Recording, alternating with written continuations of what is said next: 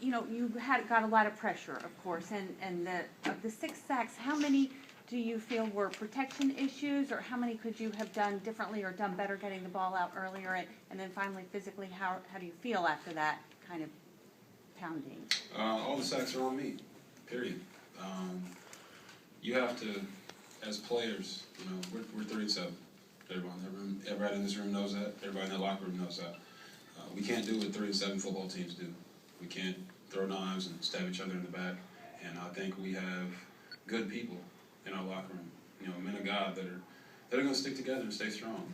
So when you ask me that question and I say all the sacks are on me, it's because I'm looking myself in the mirror and saying, I can do better. I have to do better. And I need every man in that locker room, player, coach, everyone, to look themselves in the mirror and say, what can I do better? So if one of my offensive linemen were up here, or a back, or a receiver, and you ask them that question, I would expect them to do the same. Take responsibility for it. Try to find a way to get it out. Try to find a way to change the protection to pick it up. Even if everyone in here or everyone watching says there's no way he could have done that, you try to find a way. And I'll be the first to say I could have done better, much better, and I will. Coming off a bye week and facing a team with only 1 win, I think a lot of people could look at this narrative and say, well, you guys look past the Bucs, a team that was 1-8 on the season. How else would you explain a 20-point loss at home following the bye week? It was a travesty. It was a travesty out there today. We didn't play well. I didn't see the field as well as I would have liked to. We had turnovers. I can't throw interceptions. We had false start penalties, holding penalties. It was just bad ball out there today. And it's not that we look past Tampa Bay, because we can't afford to look past anybody. The fact of the matter is we're not a very good football team right now. We got a long way to go. And every guy's got to look himself in the mirror and say that to himself. You can't sit in your locker or be out on the field and say, well, it's not my fault. I'm a bowler. I'm an all-pro. I'm a Pro Bowl player. Because right now we have no Pro Bowl players. We don't. We're not playing that way. I'm not playing that way. The line's not playing that way. Our receivers aren't playing that way. The backs aren't playing that way. Our defense isn't playing that way. Our special teams isn't playing that way. And we all know that. Coaches reiterated that to us many times. And guys have to accept that. Accept that we have a long way to go. Accept that we have to get better. And it starts in practice, walkthroughs, film. You got to do more. You got to do more. You got to get better. Robert, you mentioned not seeing the field particularly well. Did you feel like something changed from the first half to the second half, or did you feel like that from the very get-go, where maybe some things just weren't right for whatever reason? No, I'm not going to sit up here and make excuses. I haven't watched the film yet, and I know there's some plays I would like to have back. Of course, the interceptions, and there's a couple plays that come to mind that I feel like I could have been more aggressive, and that's all I'm saying. And those plays are in my head, and they'll stay in my head. And when I talk to you guys next time, I still won't tell you what those plays are, but I promise you that I'll get better. And hopefully by me standing on the table and saying that I need to get better, everybody else will do the same. Coach was asked, given the great year you had your rookie year, and then some of the struggles you had today, if he had a sense of what was going on. And my question to you is, do you have a sense? Has things changed for you?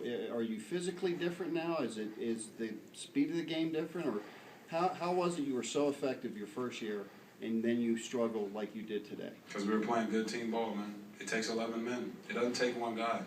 That's proven. If you want to look at the good teams in this league, or the great quarterbacks, the Peytons, the Aaron Rodgers, those guys don't play well if their guys don't play well.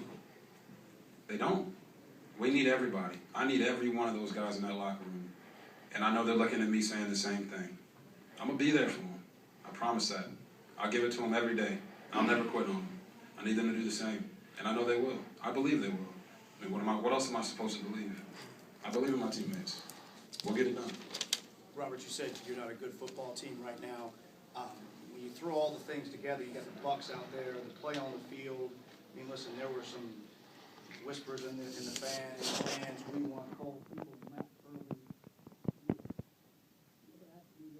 How did you get to this point where you're saying we're just not that good? I think it's a fact of when you're turning 6 and you feel like you could be 72. early. We have to realize that, yeah, we're a playoff here or there.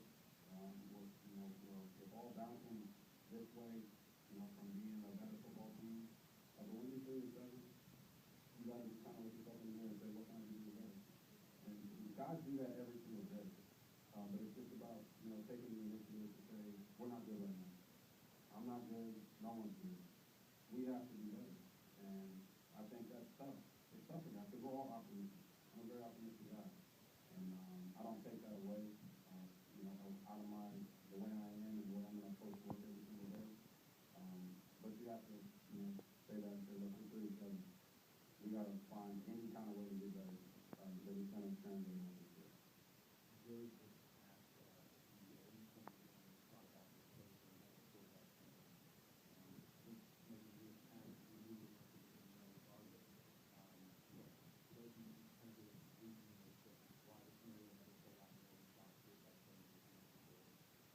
When you hear that, do you feel unsettled? How do you kind of approach the situation at any given game? Potentially, we could be the better. I don't look at it that way. I'm the guy. My job is to go out there and help us win. And that's the way I look at it. I don't look at the media and I think they're good with you guys. I know what's going on with that. I know that we believe in you. I know those guys in my believe in you. So that's all it is. That's all we have to do. You guys scored a touchdown right before halftime. Did you go in the locker room thinking you had momentum, thinking things were going in the direction, and then what happened in the second half to shut that down? Yeah, we didn't have momentum during halftime. We came back out and played more bad ball, similar to the city before that 2-minute drive. But yeah, I have to go back and watch the tape. Like I said, we're not do that at all. Last question, obviously that's one of the things you feel. Is there a point where you try to harness that and get more emotional, or you try to think about how you feel? Oh no, we'll do that and we have to do. I'm emotional right now. I know how much work we put in to go out there and to put that out on the tape, put that on the field. To lay an egg in front of our own fans. That's tough. No one's gonna feel proud of it.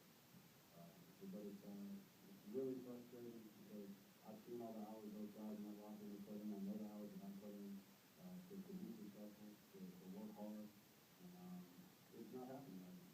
But we'll strap up our boots and realize that we're 3-7 and take playoffs out of the door. We got to find what we're going to play for, and I think we know what it is. We started in that locker room, and I think the guys will bond together and be ready to go. But it's not like it's easy. It's not like I'm standing up here and just brushing all this by the wayside.